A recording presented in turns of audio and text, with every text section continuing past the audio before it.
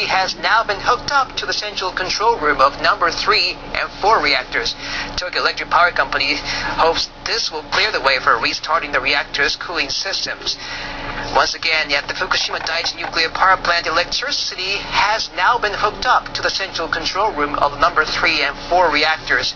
Tokyo Electric Power Company hopes this will clear the way for restarting the reactor's cooling system. They could be making some headway into to controlling this crippled reactors. We'll see what happens. A senior executive of Tokyo Electric Power Company visited an emergency shelter on Tuesday and apologized to families who were forced to evacuate their homes close to the Fukushima Daiichi nuclear power plant.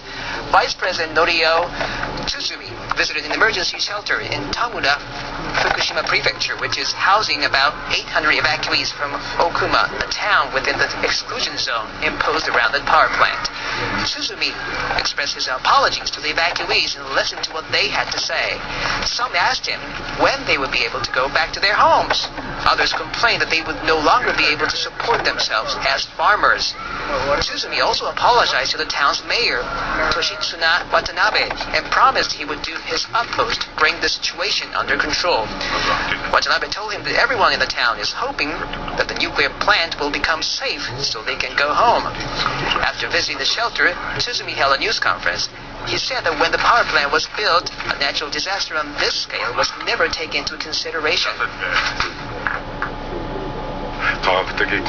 Our expectations were based on a scientific basis, but our expectations were incorrect. We bear responsibility for the damage. We are considering offering compensation.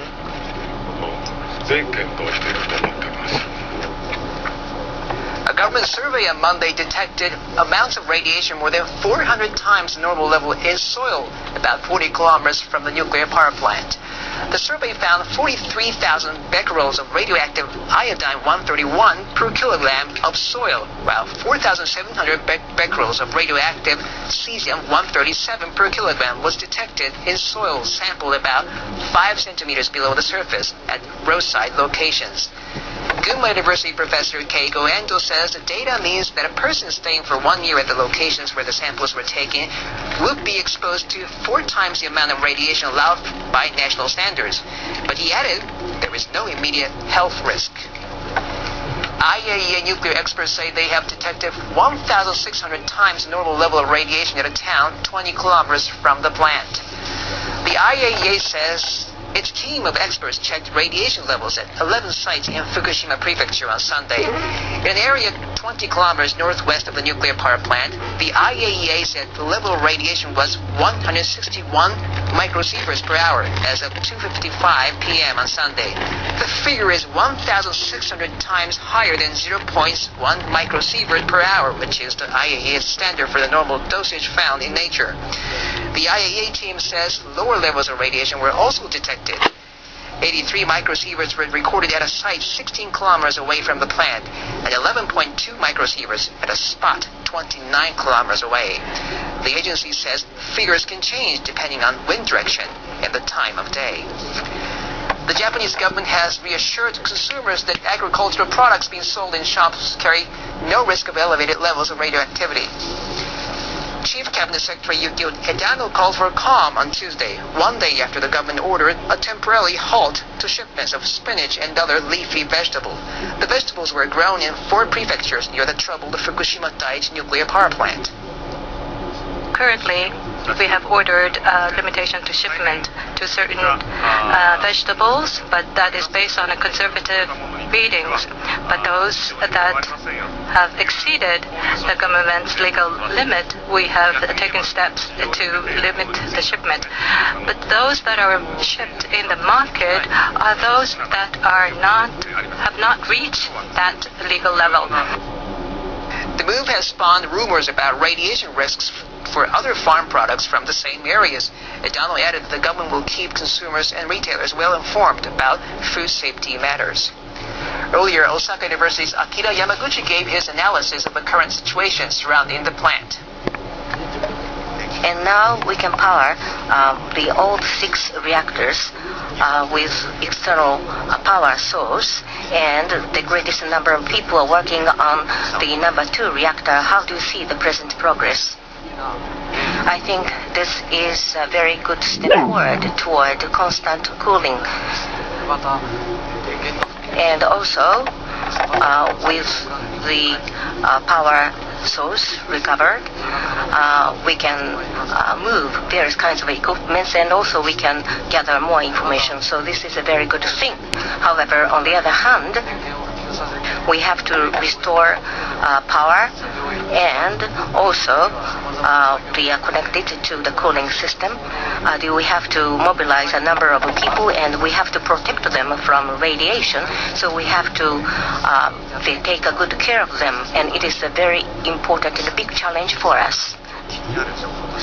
And today we heard the very serious information. It is about the detection of radioactive materials in the sea near the Fukushima Daiichi nuclear power plant, and they are radioactive iodine-131 and radioactive cesium-134 and radioactive cesium-137. What are they? And they are produced in the process of nuclear fission, and usually they are contained in the clad at the nuclear reactors, but they are detected in the sea. So we have to think that they have been released from the reactor. So they were detected in the sea. What is the significance? Yes, those substances were found in the sea, but the volume is very small. So at the site of nuclear Daiichi nuclear power plant, the iodine is 29.8 times greater, and at the second nuclear power plant, it is 27.1 times greater than the standard level, and so they are quite similar. Probably, so they are present in the atmosphere, and they fell because of rain onto the ground, and also there are some rubbles contaminated with the materials will flow into the sea, and so probably. However, I think that it is more likely that they have brought down to the sea by rain. So those are the major substances which we have found. And what are their characteristics?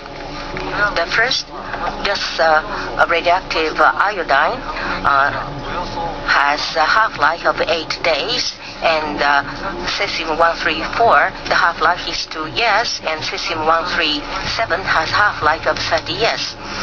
And so when they are taken into the human body, then they accumulate in the body, and it may cause internal exposure. But we have to watch how they will change. So what are the prospects? Do you think that we will find them out in various places in the future?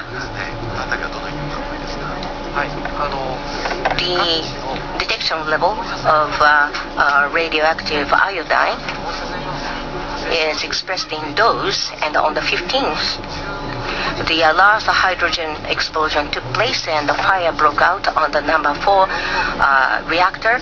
But since then, the dose level has declined steadily, and this is about the iodine, the 131, and so I think that decline curve corresponds to the half-life of this substance. So this means that no new substance has been released.